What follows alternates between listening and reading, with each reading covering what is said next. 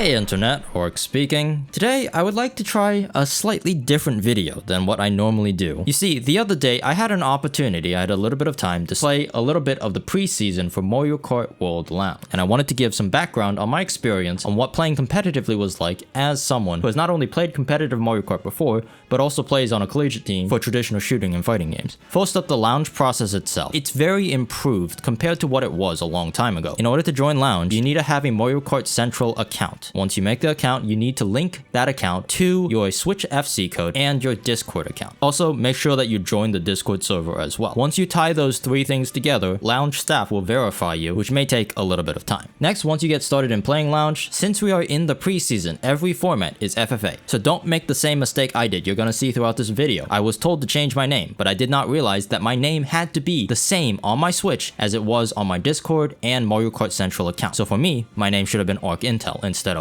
Walmart. That is something I did get penalized for, and that is something that you definitely don't want to do. In the preseason, they have a system where the very first game is your placement game. So if you score more than 100 points, you will get a 1000 MMR bonus. And if you score less than 50 points, you will start with a 1000 point deficit. To start competing, go to the Q Join tab and type /C, which stands for /can. You can play. If you for whatever the reason can no longer play, type /D, which stands for drop. However, don't disconnect too often. I do believe there's a penalty for that. Also, Mario Kart World Lounge has a system where every 70 minutes a new queue is set, so every race starts approximately at the same time. Once you join a queue and are placed in a room, you will have access temporarily to a special channel where you could discuss with other players in your role who's going to host and if you have disputes with points. I opted not to host because I was streaming, but if that's something that you want to do, read up on the rulebooks on the correct settings to use. We all start by picking tracks. Make sure that you press the plus button and select a track. You will get penalized if you pick an intermission track or you pick a track that was already played. In this case, I wasn't sure what position I was starting in, so I picked GBR, which is a fairly safe bet. I wanted to rely on my skill and picked as many technical tracks as possible. But Faraway Oasis gets picked, which is not bad for me, and I decide to use this first race to give me an idea of where the room was skill-wise. Now you have to understand where I come from. I come from wars, I come from time trials. I don't play worldwide, so it was definitely a swift kick in the butt when you have to adapt to everyone trying to kill you. So for my first couple races, I got really bad positions because I tried to break away and then just not factor in the guy behind me had a boomerang. After about race 3 on Warrior Stadium, after a really big goof with the item chain set, I started getting the hang of the game again, and Sky High Sunday gets picked, which is my strongest track in the game. I pretty much did everything right on Sky High. I got a good chain early on, I ran. When I got blued, I kept it competitive between me and second place, and then I outran him at the end. I like to think of Mario Kart a bit like poker. The tracks and the items you get are hands that you're dealt, and whenever the game gives you a good hand, it is imperative that you have the skill and the know-how to back it up. Alternatively, if you get a bad hand, it is up to you whether you want to give your cards away and get a new hand, or if you want to play the hand that you're dealt. Now, I've been reading some of your comments about wars and playing competitively in Lounge, and the most common question, by far, is you guys wondering, how do you know whether you're ready to start playing competitively? The short answer is you don't, and probably the best thing to do is to just get started playing. But for a slightly longer answer, I would definitely recommend learning the lines on the technical tracks. Go into a time trial session and see if you could get within a couple seconds of the world record. This will give you an idea of tracks that you're good at, tracks that you're maybe not so good at, and also help you develop different routes on tracks to go. For example, in the background on Sky High, you're gonna see me go on the coin route sometimes because I want coins. And sometimes you'll see me go on the faster route, which is because I want more speed. Being comfortable in both scenarios is important to being a good racer. So time trialing definitely helps, but even if you don't have quote-unquote good times, don't let that scare you off from giving competitive a try.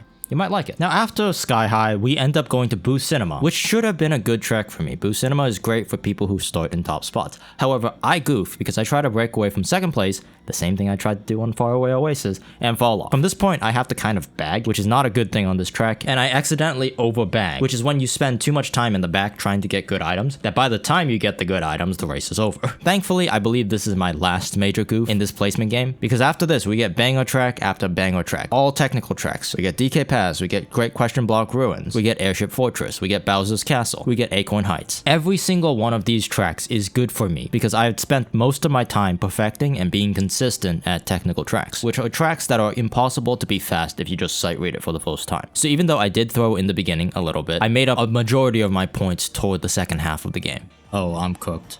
Please, if this is last race, I'm not breaking 100.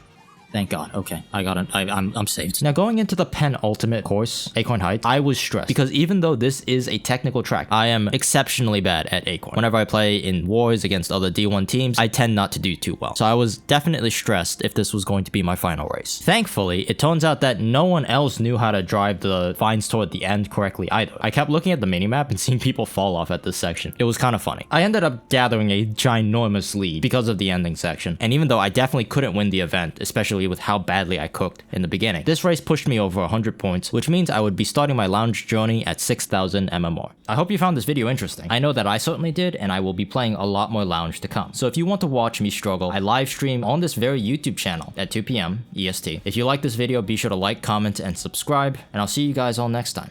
Thanks for watching.